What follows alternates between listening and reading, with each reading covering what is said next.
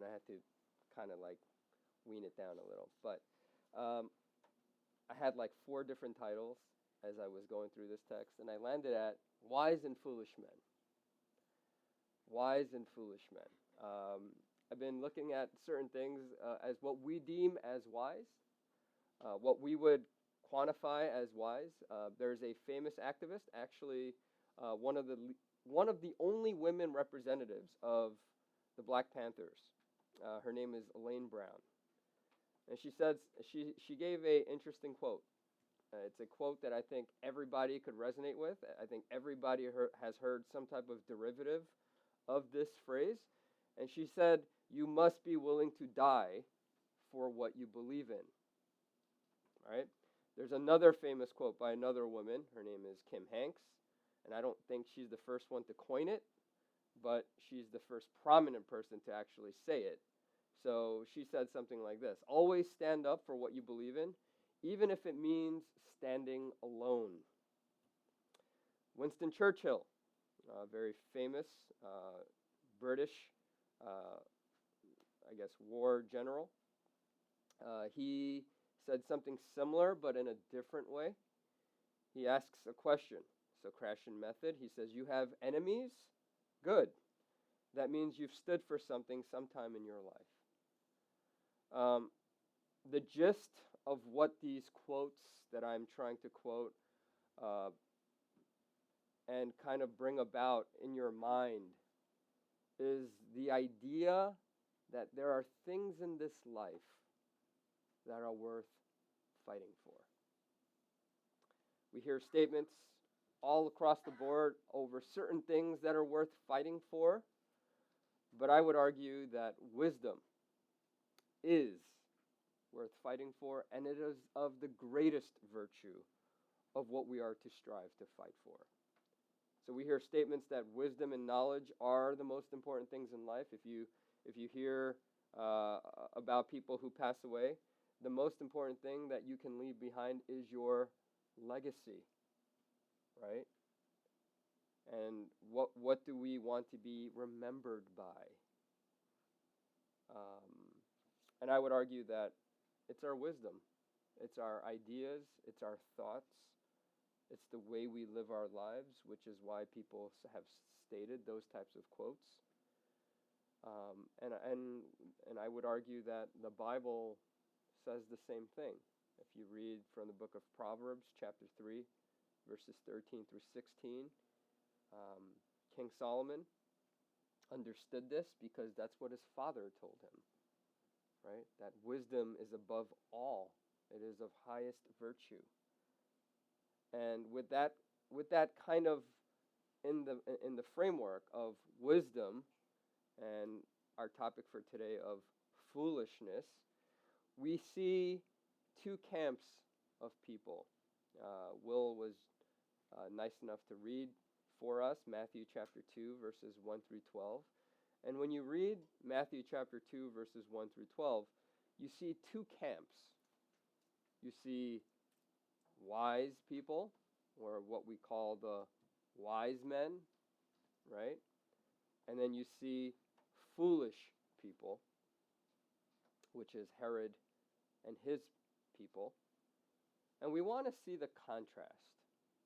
We want to see the contrast of the wise men, or the magi, versus foolish men, and how we esteem wisdom, whereas we would esteem foolishness on the contrast. So I want to deal with today's message in a different way.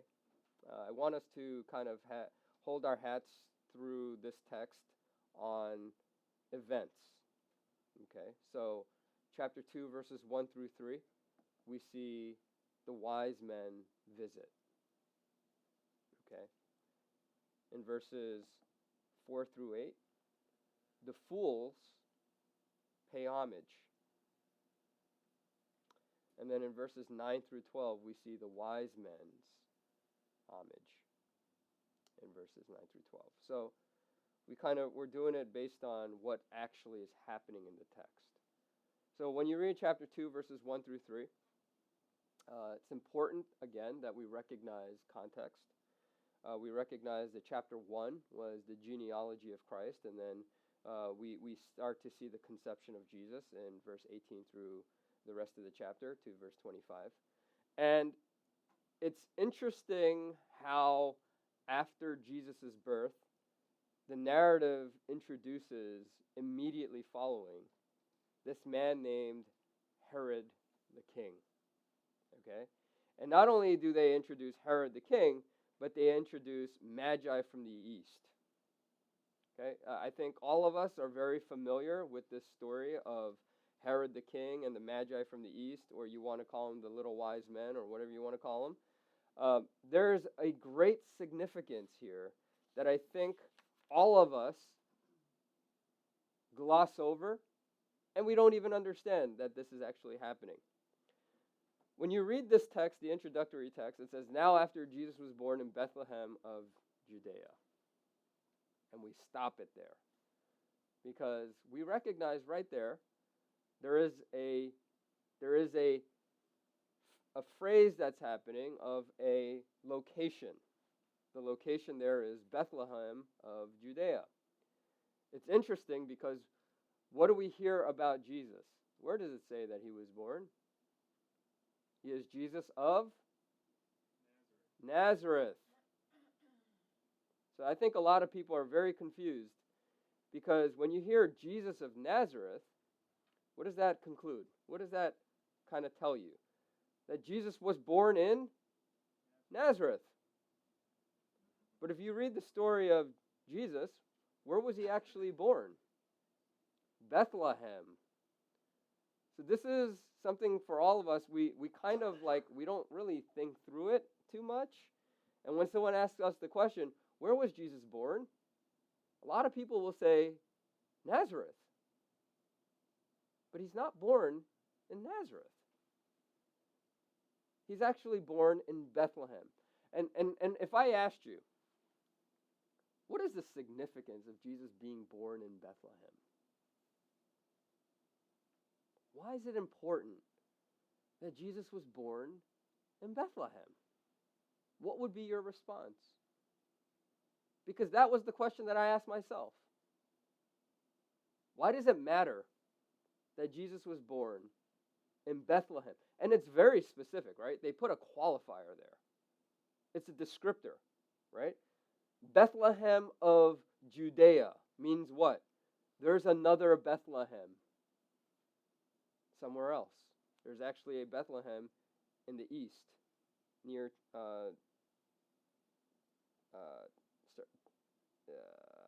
starts with a T. It's off. Terea. There it is. So when you look at it, there's also a Bethlehem in Pennsylvania, by the way. Just your FYI. But it's interesting that they say he was born in Bethlehem of Judea.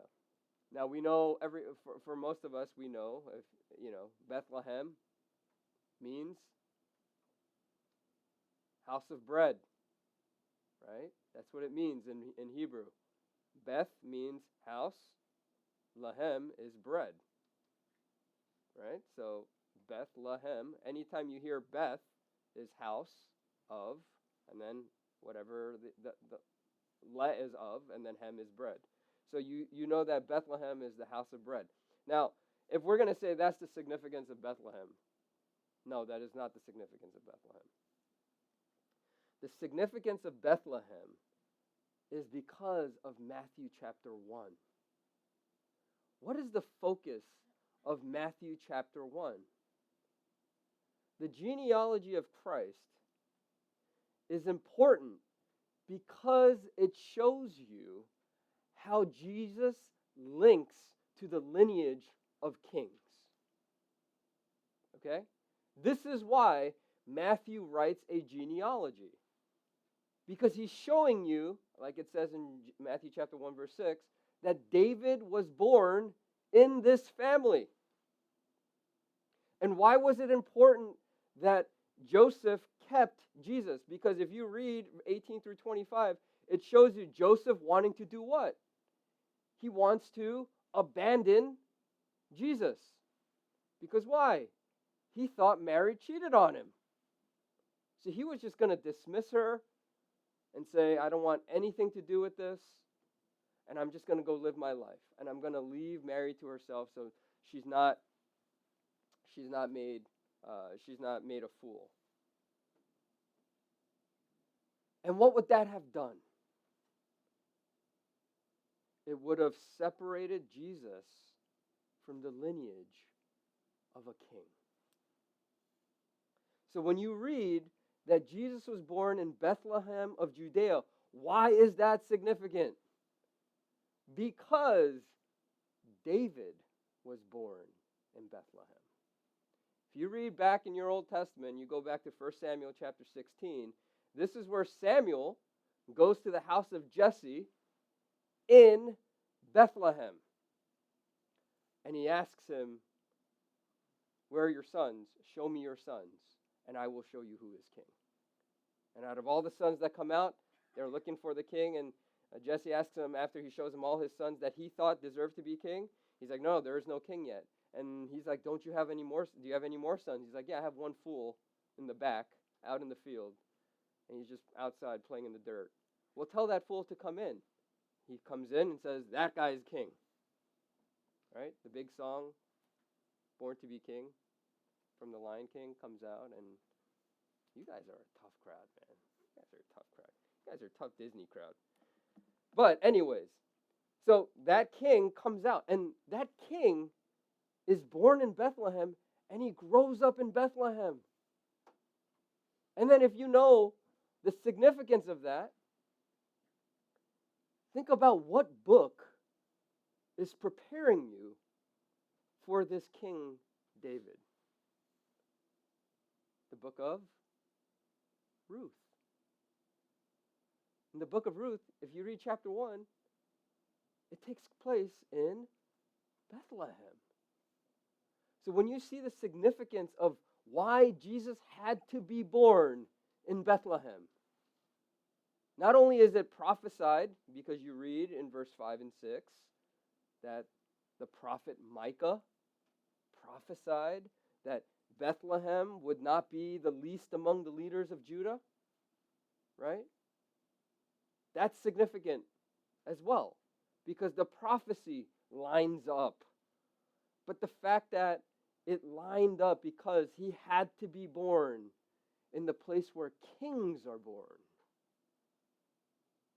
This shows you the significance of why it says here in 2:1, after Jesus was born in Bethlehem of Judea, in the days of Herod the king. That's Isaiah 6. In the days of King Uzziah, I saw the king sitting lofty on his throne. That's what we're dealing with, right? You have this king, this Jewish Roman king, who is known throughout the kingdom. Herod the king of Judea. He's a famous king because he's known for his architecture. If you know anything about his architecture, he was the one who built the Western Wall. He was the one who built the Second Temple, right? This is Herod, the king of Judea. He is a well-known king. He is a well-respected king.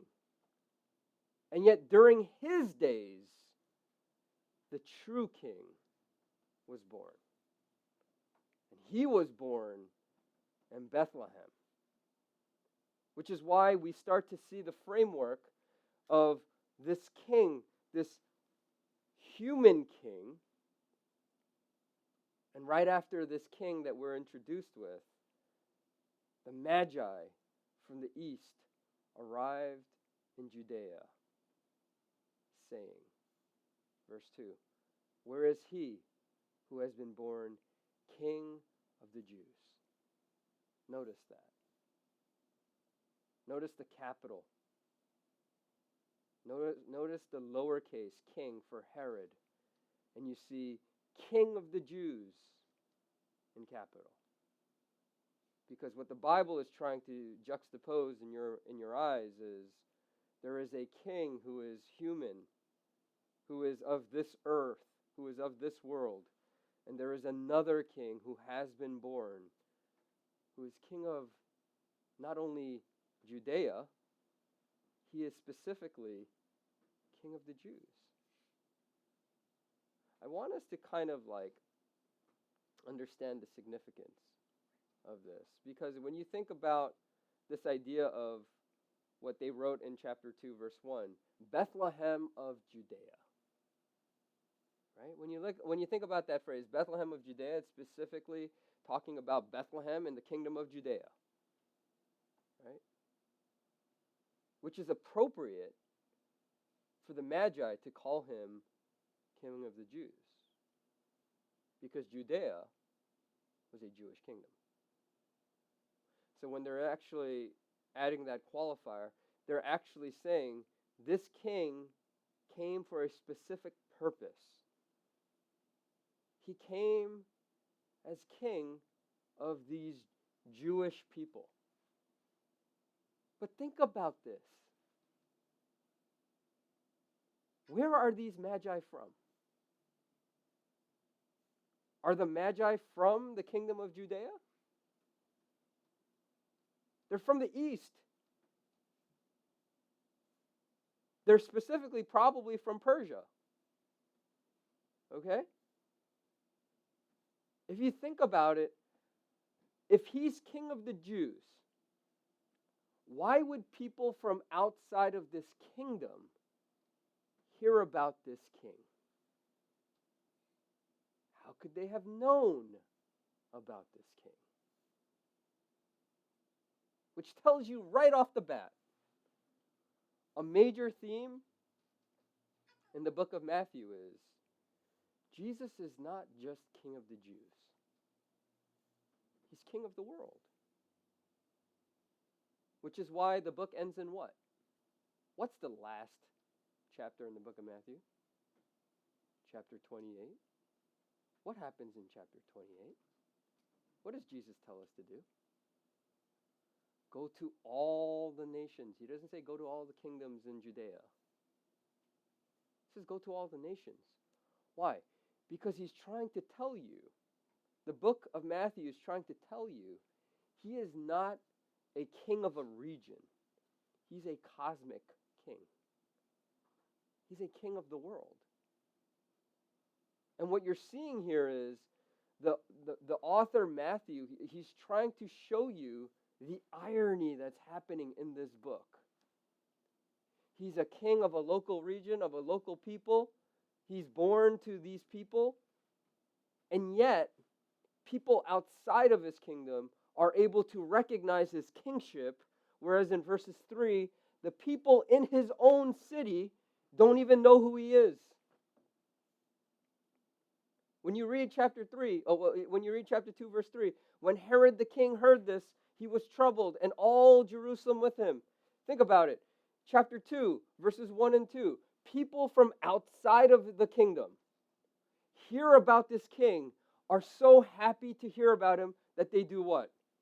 They walk hundreds of miles to come worship the king. Think about it. People who have no relevance to this guy, they take time out of their lives to walk hundreds of miles. They don't drive. These people are walking. And they walk this distance to worship a king that they don't understand who he is and why he is. And on the other side of it, you have Herod the king, who is a Jew, a Roman Jew, and all of the spiritual elite, the scribes and the Jewish priests, who know of the history and the prophecies regarding this king. Are they up in joy? Are they exceedingly glad about this king? No, in verse 3 it says, when they heard this, they were troubled. Can you think about the irony that is happening in this nativity story? People who should be so happy and thankful and full of joy are troubled. And people who have no idea of the significance of who this king is are willing to sacrifice everything that they have to make it to this event. And I want to raise that question to you. What is the difference between wise men and foolish men? When you think about this story, it makes it very clear who the wise people are and who the foolish people are. Which is why I appreciate the King James Version. Because when you look at the introduction of the Magi, why are the Magi important? Because the Magi were people who came from the east. They were probably a priestly caste, and their roles were probably advising the king, and they specialized in theology and astrology and interpretation of dreams, which is why they were translated wise men in the KJV. Now, why is that significant? Because their interpretation of this, instead of magi, which is the word that it should be translated, they translated wise men because of Daniel chapter 2. Specifically, Daniel chapter 2, verse 48, where it's talking about Daniel was appointed as chief prefect over all the wise men in the kingdom. Now, if you understand the story of Daniel chapter 1 and then Daniel chapter 2, right, the kingdom was taken over, they got their names changed, and then in Daniel chapter 2, Nebuchadnezzar has a dream, and he asks all the wise men in his kingdom, I'm troubled by this, I can't sleep, can someone come and interpret these dreams for me? Well, he calls all the wise men, everybody in his kingdom. It's a vast empire, and nobody's able to interpret the dream. But they hear about this guy named Daniel, this little Jewish guy, right? And Daniel comes up and he's like, yo, I can interpret your dream for you.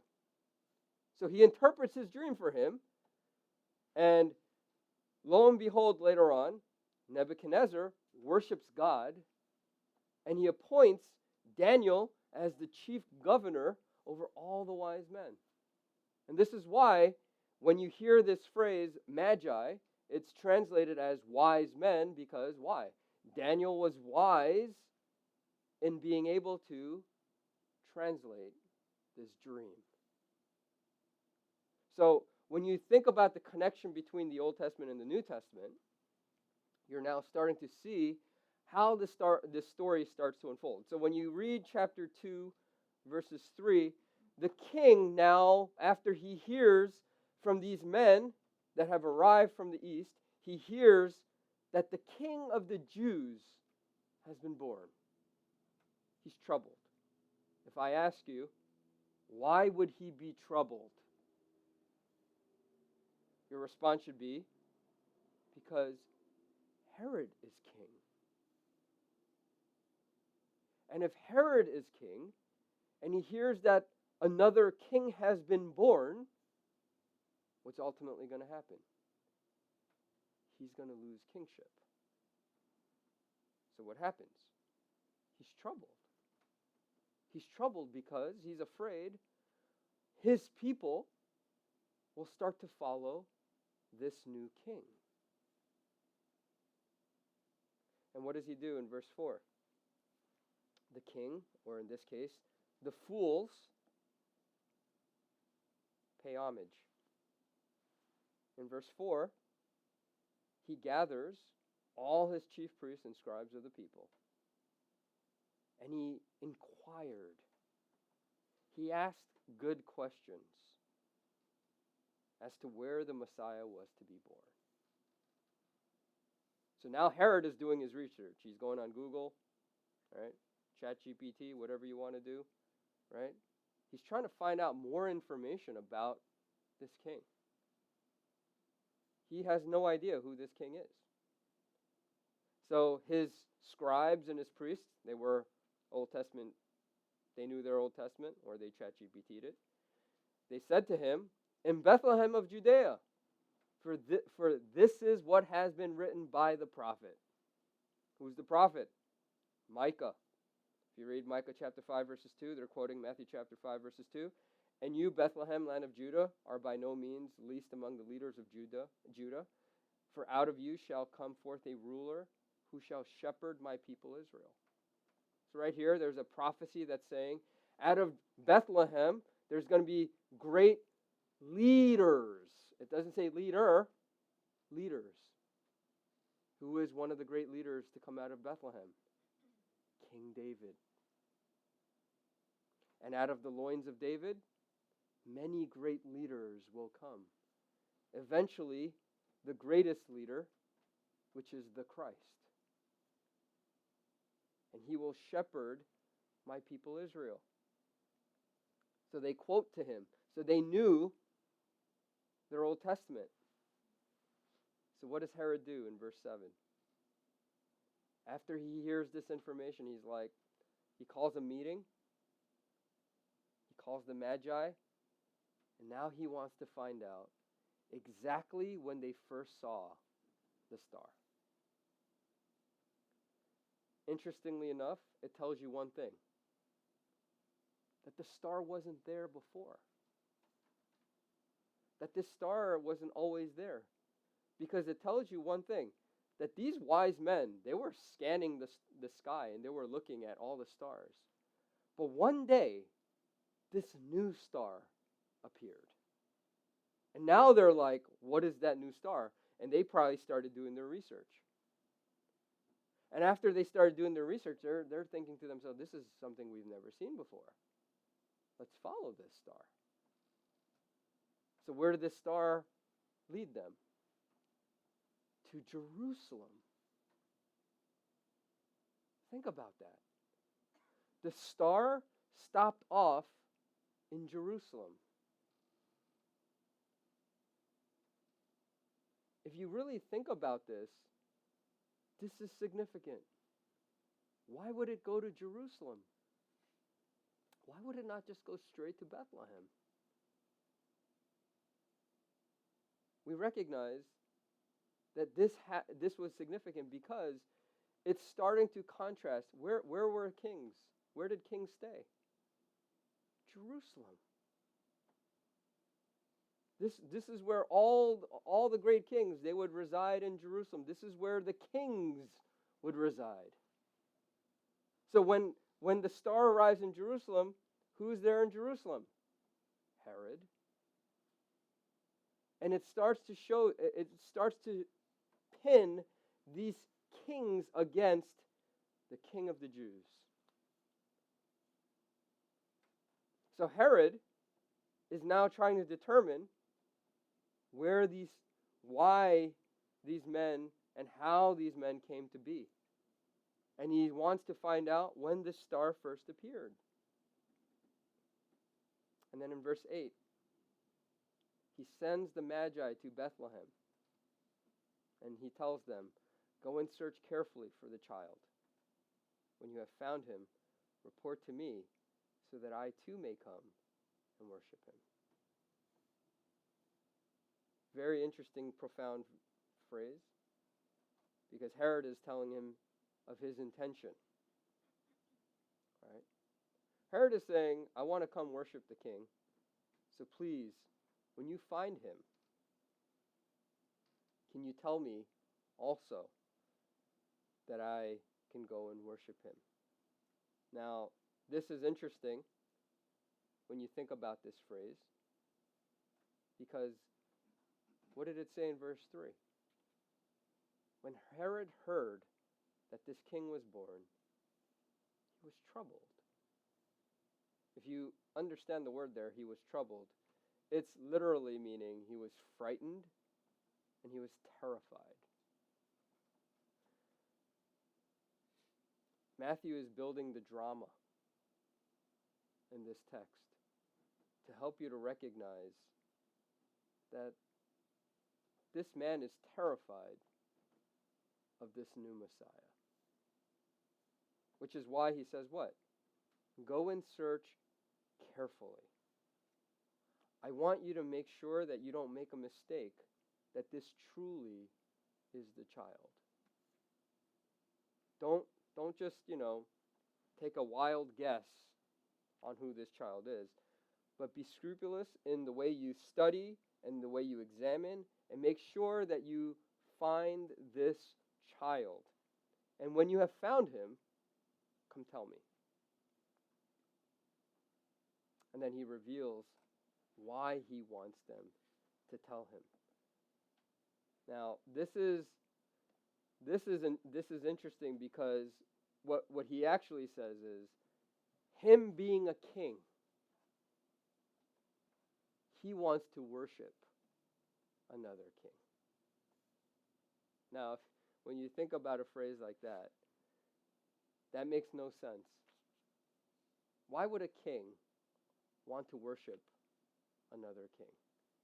And if we're thinking those types of questions, definitely the Magi are asking these same questions.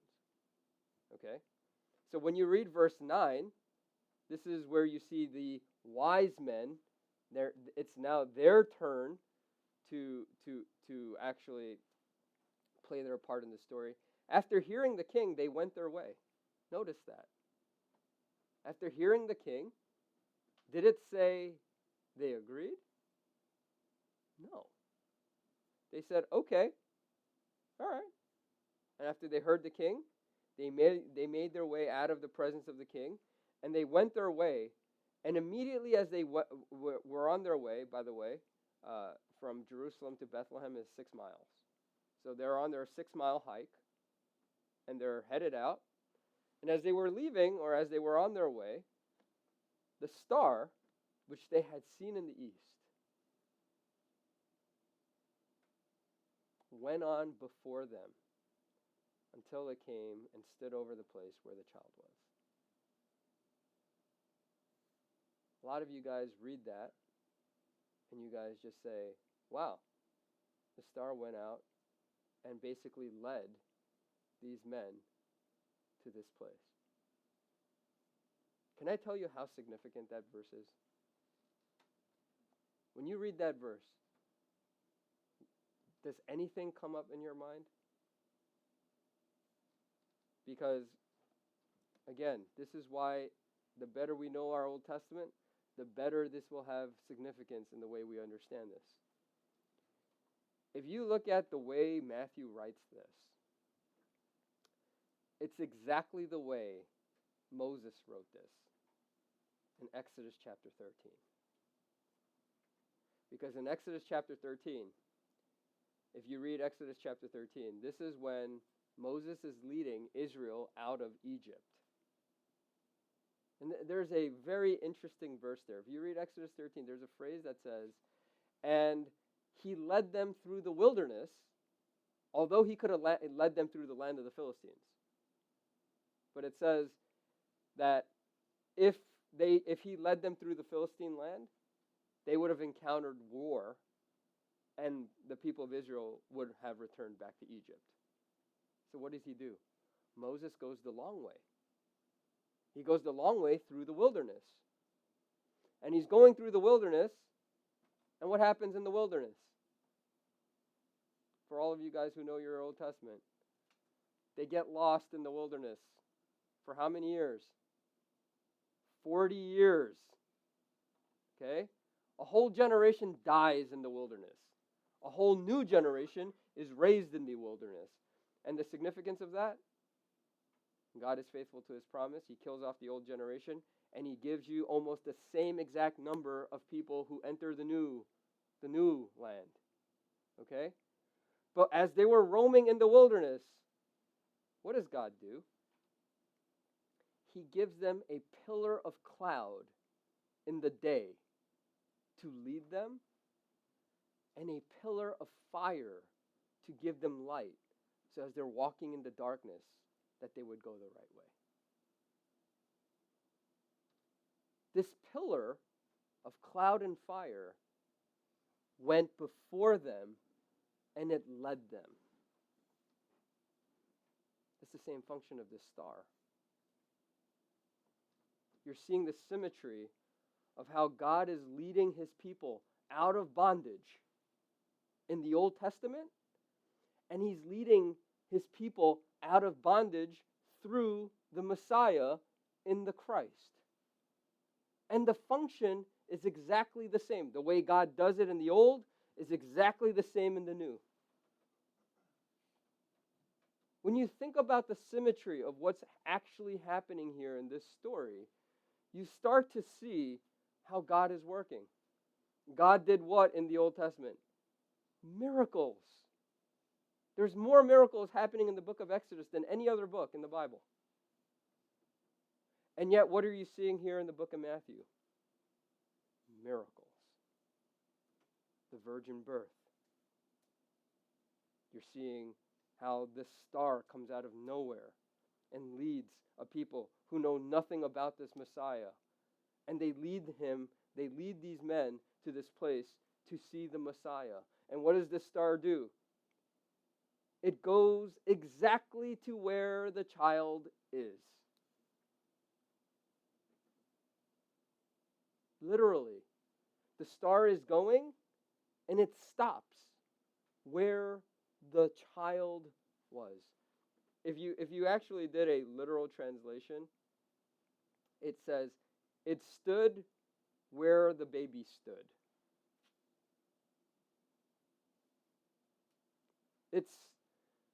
When we read this, people, people have said that this is not literal. It should not be taken literal. It should be taken allegorically, because how could a star do that or function in that way? But if you look at the way God used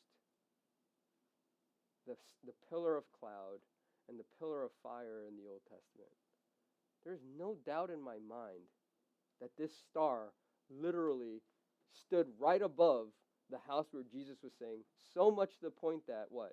Verse 10, when they saw the star, they rejoiced exceedingly with great joy.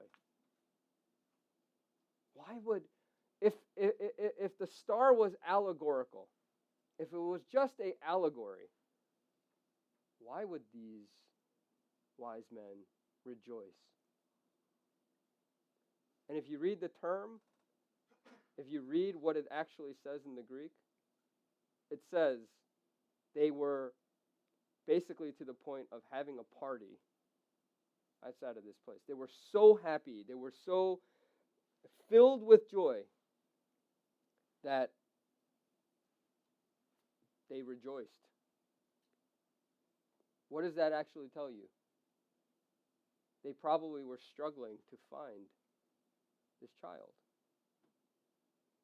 They were going house to house, house to house, house to house, and they couldn't find it.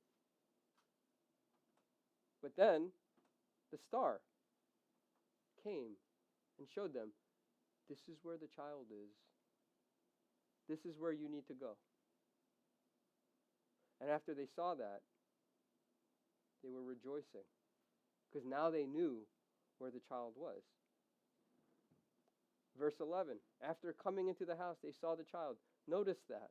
They knew that the child was there before they even went to the house. Why? Because they saw that the star had stopped there. They saw the child with Mary, his mother, and they fell to the ground and worshipped him. Notice the significance. Joseph is not there. He's probably there, they just don't mention him. And they fell to the ground and worshipped him. They literally, the literal term is, they fell on their face. Why is that significant? Because when you bow down and you prostrate yourself to that degree, where you fall on your face, you only do that for God in Jewish custom. You don't fall on your face, not even for your parents. Jewish custom only allows you to prostrate before God, which is why when you read the story of Exodus chapter 3, where Moses is in front of the burning bush, what does it say? Take off your sandals, for you're standing on holy ground. What does Moses do? He falls on his face.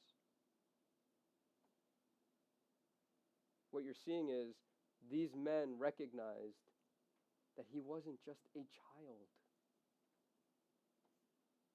They recognized that he was more than a child, just by that simple phrase, and worshiped him. When you read this, they worshiped him not only for who he was as King of the Jews, but they worshiped him as God. And what did they do? This is so important. Then, opening their treasure box, all the gifts that they had carried. This reminds me of the scene of Aladdin, Prince Ali, you know. The wise men, there weren't 3 wise men. It was probably an army of wise men. And they all presented him gifts of gold, frankincense, and myrrh. And there was Will Smith, you know, rapping and singing outside Mary's house. I want you to have that scene in your mind of the type of worship that was going on here. It wasn't a small, worship between 3 wise men and the child and Mary. This was a full-on worship. And they gave him gold and frankincense and myrrh. Why is that significant? Because these are gifts of a king. Right? Read 1 Kings chapter 10.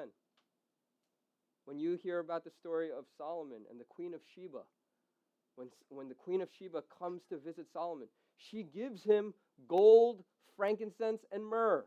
Why is that significant? Because frankincense and myrrh were from the Persian Empire.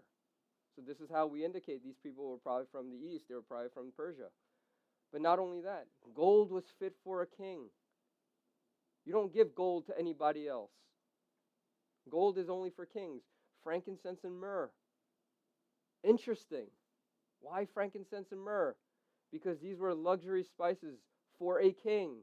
Notice later when Jesus is buried, what is he buried with? Frankincense and myrrh. These are important things for us to recognize. That off the bat, these people knew not only was he God, but he was king. I want us to recognize the significance of that text. Because Matthew is telling us from the first 2 chapters of the book, what is the most important theme of the book of Matthew? Jesus is king. He's not merely a man. He's not merely God. He is the God-man who is king. And the thing that we have to wrestle with is, all throughout the book of Matthew is, you know what the question that the book of Matthew is asking you? Is Jesus king over your life? You have to read Matthew with that question in mind. When you look at the genealogy, you look at the birth, what the picture is painting is Jesus is king. Is he king over you? Out of all the things that he is he king? And all the things that he's telling you, this is the king who is telling you these things. Will you subject yourself to the king? Will you live by what the king is saying? And I want us to examine that. Because later on, when you read as Jesus teaches and as Jesus goes through the book of Matthew, you have to understand that this is the king talking. Right? Like, this is what wisdom is. Wisdom is understanding what this king, who this king is, and what this king is saying. What is foolishness? Foolishness is knowing and not caring. Because when you start to examine what Herod does, what does Herod do later on? He pulls Pharaoh 2.0. He knows. He knows he's king. That's why he's troubled. And what does he do? Does he prostrate himself before the king? No. He doesn't care. And he's going to do what he wants to do. And I want to ask you that question. Are you Herod? Or are you the Magi? Do you live your life knowing that you're the king over your own life and you're going to do whatever you want to do despite what Matthew is telling you should be doing?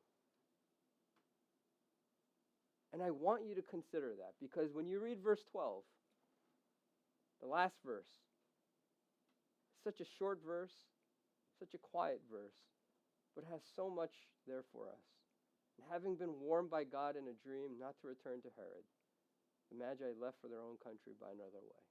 We read that, and we don't think much about it. But can I just show you how faithful God is? Because God had already known that the Magi were not going to return to Herod. He already knew that. But for their safety, he told them to go take this route. That shows you how the level of detail that verse 12 gives you of how God cares for all his people.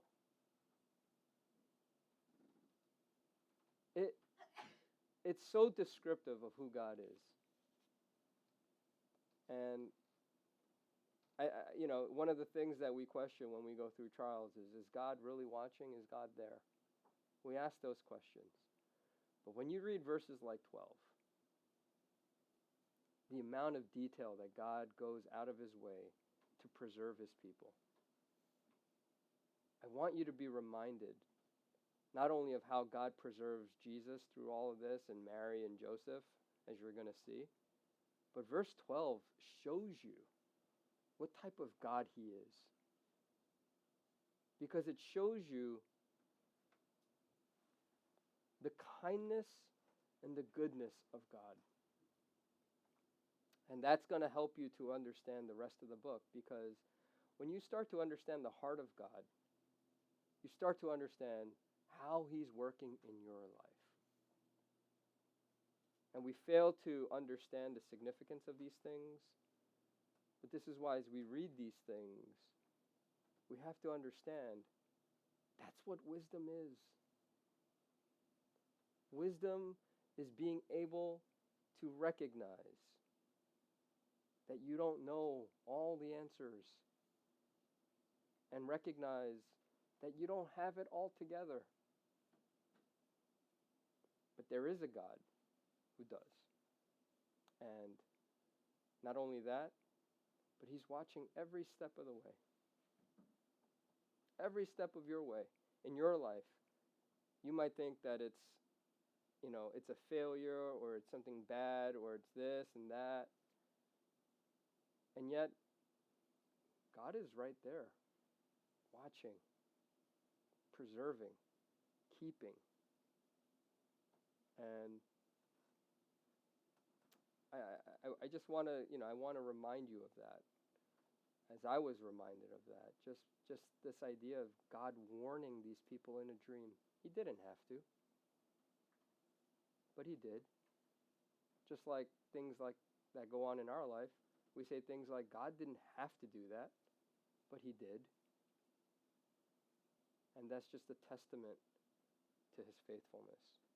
Not only in preserving Jesus to be born in Bethlehem, to be born in the city of kings, and to grow up in Nazareth, you see his faithfulness from the beginning to the end.